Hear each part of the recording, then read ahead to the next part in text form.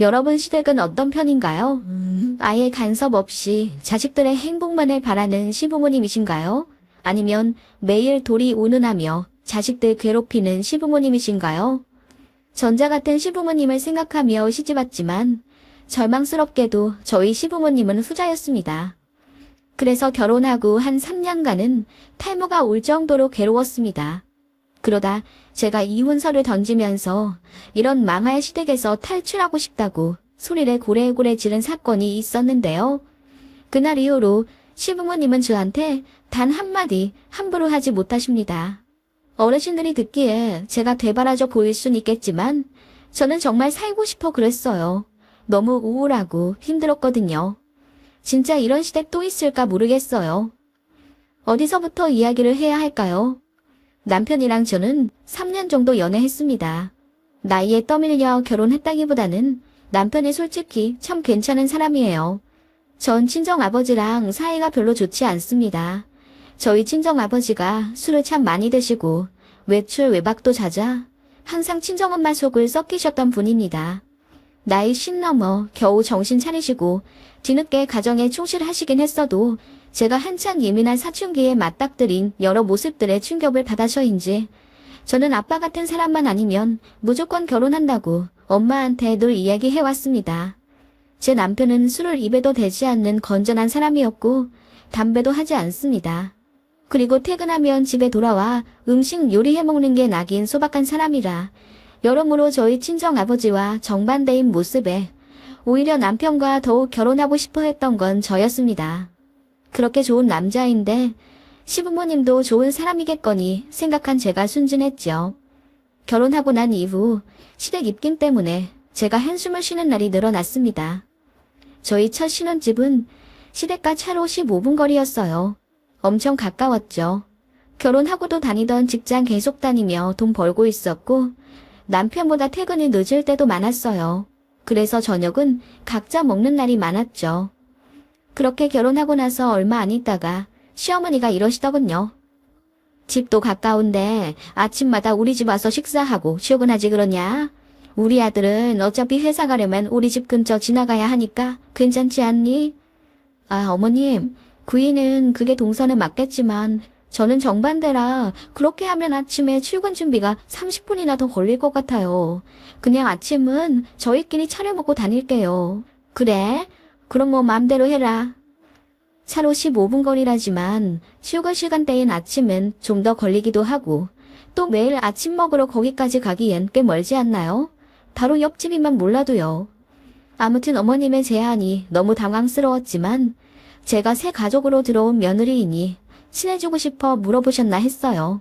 그런데 제가 한 번 거절을 했는데도 계속 물어보시는 거예요. 아침에 좀 더 바지런 떨어서 시부모 얼굴 보고 하루 시작하면 좋지 않겠니? 우리 가족인데 좀 그리 하자. 어? 니들 저녁엔 시간도 없어서 우리가 주말까지 니들 기다리잖니.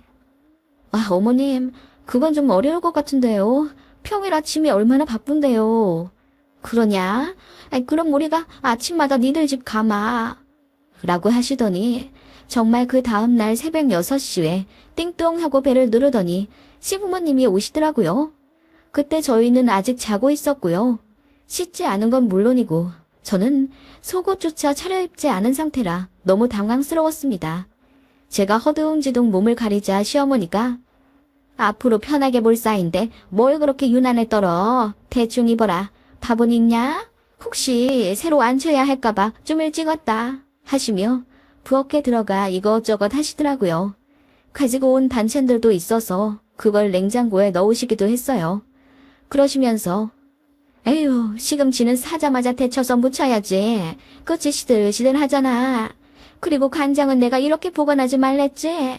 이렇게 하면 요리할 때 불편하다고. 냉장고 좀 잘 정리하고 살아. 라고 하시며 눈곱도 못된 저에게 잔소리를 하시는 시모였습니다. 남편도 짜증이 나서 왜 아침부터 갑자기 오셔서는 잔소리 하시냐. 왜 맘대로 오시냐 화를 냈고요. 그러자 시아버지가 이 녀석 가까이 사는 부모가 올 수도 있는 거지. 옛날 같았음 시부모 끼니 차려드리러 아침마다 와야 했을 거다. 그런데 이렇게 네 엄마가 손수 음식까지 싸갖고 와줬는데 고마워하진 못할 망정 왜 왔냐고 타박이라니. 너 장가가고 네 부인 치마폭에 쌓여서 정신 못 차리냐? 라고 후통을 치시더군요. 그 말에 남편도 버럭 화를 내며 무슨 소리를 하냐고 따졌지만 시부모님 둘 다 고집이 워낙 세시고 자식 말 안 들으세요. 조금도 먹히지 않더라고요. 그렇게 새벽부터 들이닥친 시부모님 때문에 저희는 평소 기상시간보다 1시간이나 일찍 일어나야 했고 그렇게 아침 먹고 집까지 모셔다 드린 후 각자 출근했습니다. 시부모님은 댁으로 돌아가시면서 우리가 아침에 밥에다 차려주니까 좋지? 아침을 든든하게 먹고 가야지. 우리 같은 시부모가 어디 있나 봐라. 눈을 씻고 찾아봐도 없을 거다. 네, 정말 없더라고요. 누가 새벽부터 찾아와 아침 먹으라 성하십니까? 그래서 다시는 이렇게 하지 마시라. 너무 피곤하다. 그리고 저희는 아침에 이렇게 거하게 한상 차려 먹지 않는다. 간단하게 먹는다. 라고 잘 설명을 해드렸는데도 저희가 죄송해서 거절하는 건 줄 알고 계속 괜찮다. 매일 아침에 오겠다 하시더군요. 정말 환장할 노릇이었습니다. 그래서 아들이 직접 말려도 시부모님은 정말 매일 아침마다 저희 집에 오셔서 식사하고 저희 출근할 때 아들 차 타고 집으로 돌아가셨습니다. 힘드실 테니 그렇게 하지 말라고 손을 내저어가며 말려도 시부모님 고집은 정말 말릴 수가 없었습니다. 그렇게 몇 주를 아침마다 오시더라고요.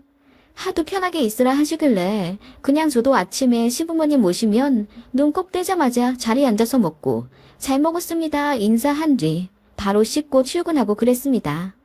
그렇게 몇 주 지났을까? 시부모님 표정이 점점 안 좋아지더니 어느 날 이제 안 오겠다고 선언하시더군요. 그냥 알겠다고 했습니다. 그런데 그 며칠 뒤에 시어머니가 울고 보고 난리를 치시는 겁니다. 어떡해, 매일 내가 차려주는 밥만 띵 먹냐? 우리가 그렇게 며칠 음식 해갔으면 새아기 너도 느끼는 게 있어야 할 것 아니냐? 이제는 네가 밥을 좀 차려놔야지. 어떻게 받아먹을 생각만 해? 우리가 아침마다 버스 타고 니네 집 가서 아침 차려주는 거 힘들다 생각은 안 해? 라고 하시길래 제가 너무 황당해서 어머님, 저희 부부는 아침에 밥 그렇게 거하게 차려 먹지도 않을 뿐더러 잠이 더 소중하지. 밥까지 차려 시부모님 해드릴 여유가 아침에 없어요. 저희가 그렇게 몇 번을 싫다고 했잖아요. 라고 대받아 쳤더니 무슨 이렇게 따박따박 말대꾸하는 며느리가 있냐며 저더러 너무 실망이라고 하더군요. 제가 정말 잘못한 걸까요? 그럼 아침마다 오시는 시부모님을 위해 새벽 일찍 일어나 식사 준비하고 출근해야 하는 겁니까? 제가 시부모님을 위해 밥상 한 번 안 차려드렸으면 몰라요. 한 달에 한두 번 저희 집 초대해서 식사 대접해드렸습니다. 남편은 말도 안 되는 요구를 하며 시부모님께 뭐라 이야기했지만 한번 기분 상한 마음은 좀처럼 풀리지가 않으시더군요. 결혼 준비 때는 잘 몰랐어요. 딱히 간섭도 안 하셨거든요. 그런데 결혼하고 나니까 은근히 연락 문제로 저를 압박하시더니 가까이 산다는 이유로 쇼핑 가자, 카페 가자, 심지어 이렇게 아침밥 문제로 저희 부부를 힘들게 하시는 겁니다. 가까이 살기 때문에 주말마다 봐야 한다.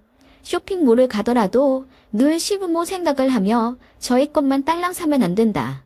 아무리 자주 봐도 전화는 별개이니 주에 2, 3회 이상은 무조건 해야 한다 등 요구 조건도 얼마나 많으시던지요. 물론 저도 그거 다 못해드립니다. 집이 가까우니 한 달에 서너 번 배웠습니다. 생각나면 이것저것 사드릴 때도 있었고요.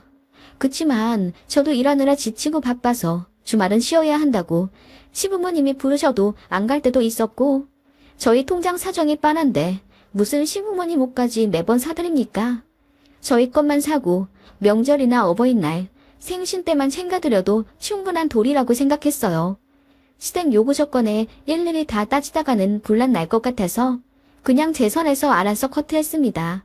남편도 자기 부모가 왜 갑자기 저러는지 모르겠다며 혼란스러워할 정도였으니 아마도 제 남편의 장남이고 개혼이니 시부모님이 기대치가 높으셔서 그럴 수도 있겠다는 생각을 했거든요. 그런 제 모습이 시부모님은 마음에 은근히 안 드셨던 모양이었고요. 그러다가 이제 아침 식사 문제로 서로 기분이 상했고 시부모님은 며느리 기강을 잡아야 한다고 생각하셨는지 더욱 저를 옥죄셨습니다. 한날은 시어머니가 손수 양말을 사셨다는 이유로 시아버지가 호통을 치시기도 했습니다. 이 나이에 네 시애미가 자기 손으로 양말을 사 신어야겠냐? 항신이 시부모 옷이나 양말 해준 데는 없는지 네가 잘 살펴보고 필요하면 먼저 사다 드려야 하지 않겠냐? 네 시애미가 오늘 시장에서 양말 한 묶음을 자기 손으로 사는 거 보고 내가 얼마나 복장 터지던지 사람들도 욕해. 며느리 뒀다 뭐 하냐고 하시더군요. 정말 어안이 벙벙하더라고요. 그리고 제가 퇴근할 핑계로 남편 저녁을 못 차려주니 회사도 관두라 하시더군요. 며느리가 회사 다닌다는 이유로 많이 봐주시는 거라면서 회사 관두면 저녁마다 시부모 초대해서 밥 먹어야 한다더군요. 그리고 제가 바쁜 것 같아서 전화 자주 못해도 이해를 해주는 거라면서요. 그 말에 소름이 돋아서 전 회사에 뼈를 묻을 때까지 다녀야겠다고 다짐하게 되더군요. 그리고 남편이랑 자주 싸우게 되었습니다. 무조건 제 편 들어 저를 이해하는 남편이었지만 저도 시부모님 때문에 성격이 너무나 예민해져 버려 남편이 하는 말도 다 마음에 들지 않았고 히스테릭 부리고 싶더라고요. 결국 이사 가는 걸로 합의를 봤어요. 전세 계약 2년 끝나자마자 제 회사 근처 아파트로 이사 갔습니다. 솔직히 말해서 그 신혼집 1억 5천짜리 전세였고 남편이 모은 돈 7천에 제가 모은 돈 5천, 나머지는 대출입니다. 친정에서 나머지 돈이라도 해주겠다 하셨는데 시댁에서 한 푼 안 도와주시는 거 알고 제가 안 받았습니다. 그리고 친정에서는 냉장고 사람 못 사라 하시며 1,000만 원 보태주신 거 알면서도 시댁에서 1원 한 장 안 주셨고요. 그런 상황에서도 어떻게든 시댁 근처로 이사 오게 하려고 집 구할 때도 시부모님 입김 대단했습니다. 그러더니 이사 간다고 할 때도 난리더군요. 왜 더 멀리 떨어지냐? 우리한테서 도망가는 거냐고. 시어머니는 울고불고 제 남편 때리고 난리도 아니었죠. 제가 솔직히 말했습니다. 사실 아버님 어머님이 부담스럽지 않다고 하면 거짓말이에요. 저는 나름대로 한다고 하는데도 늘 부족해 하셔서 저도 많이 속상했고요. 그래서 부부싸움도 많이 했어요. 티 안 내려고 노력했지만 이제는 안 되겠더라고요. 저희 부부 사이도 그렇고 아버님 어머님이랑도 좀 거리를 두어야 서로 좋을 것 같아서 이사 결정한 거예요. 저희 뜻 존중해 주세요. 라고 했더니 시아버지가 요즘 며느리들은 왜 이렇게 되바라진지 몰라. 잘해줘도 고마운 줄 모르고 그저 지들 편할 대로만 하니 말이야. 라고 하시며 그냥 저희 마음대로 살아라. 다시는 안 찾아간다고 소리를 지르시더군요. 그렇게 이사 온 두 번째 집이었습니다. 시댁이랑은 1시간 넘는 거리가 되었고 제 직장이랑은 차로 5분 거리. 남편은 그전보다 많이 늘어났지만 그래도 집안의 평화가 찾아오니 좋다고 하더라고요. 그러다 보니 자연스레 임신도 되었어요. 그전엔 스트레스 때문에 안 생겼던 건지 시부모님 얼굴 거의 안 보고 사니 마음이 편해진 탓일까? 이사하고 3개월 만에 아이가 생겼습니다. 평화는 뱃속에 아이가 태어나면서 깨졌습니다. 시부모님은 아이가 눈에 밟힌다며 주말마다 저희더러 아이 데려와 시댁에 오라고 닥달하셨고 또 매일 영상통화를 적어도 1시간 이상은 하려 하셨어요. 그리고 전화도 정말 삼시세끼 왔습니다. 애 분유 잘 먹냐? 이유식은 뭐 해주냐? 오늘 어디 나가냐? 옷 뭐 입히는지 사진 찍어 보내줘라 등등. 간섭이 정말 상상을 초월할 정도였고 저희끼리 어디 근교 바람이라도 쐬러 갈라치면 시부모님이 난리를 치면서 어떻게 우리를 쏙 빼놓고 지들끼리 놀러갈 생각을 하고 있어. 당장 우리 데리고 가라. 라고 호통을 치시더군요. 그렇게 거리가 멀어져도 손주가 생겼다는 이유로 다시 저희에게 집착하기 시작하셨고 덧붙여 저에게도 며느리 도리를 더 강조하기 시작하시더군요. 멀리 이사 갔으니 더 시부모를 챙겨야 한다며 전화를 자주 해야 한대요. 그리고 이러시더라고요. 네 새끼 키우는데 정신 팔려서 시부모 나이 드는 거 잊고 살면 안 된다.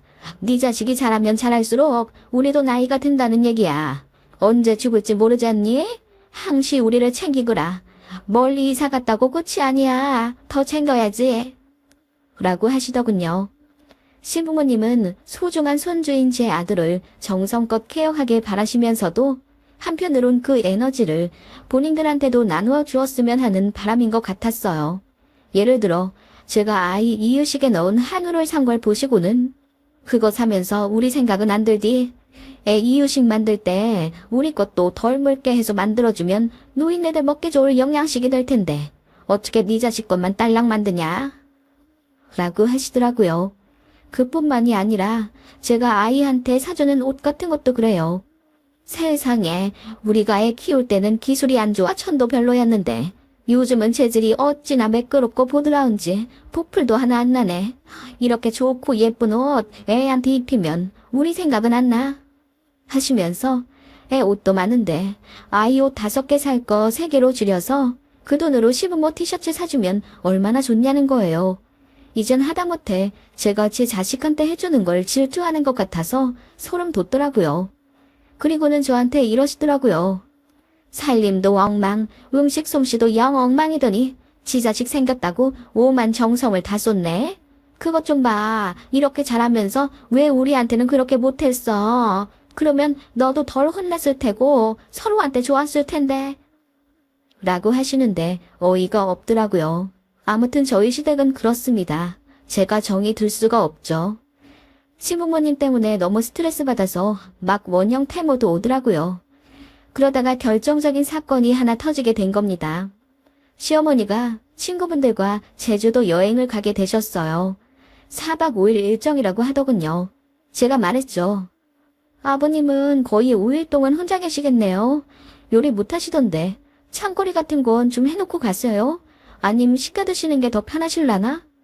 라고 했더니 시어머니가 혀를 끌끌 차면서 센스가 없어도 이렇게 없니? 내가 여행 간다고 하면 어머님, 아버님 혼자 계셔서 걱정돼요. 제가 가서 차려드릴게요. 라고 먼저 좀 살갑게 들어와 줄 순 없니?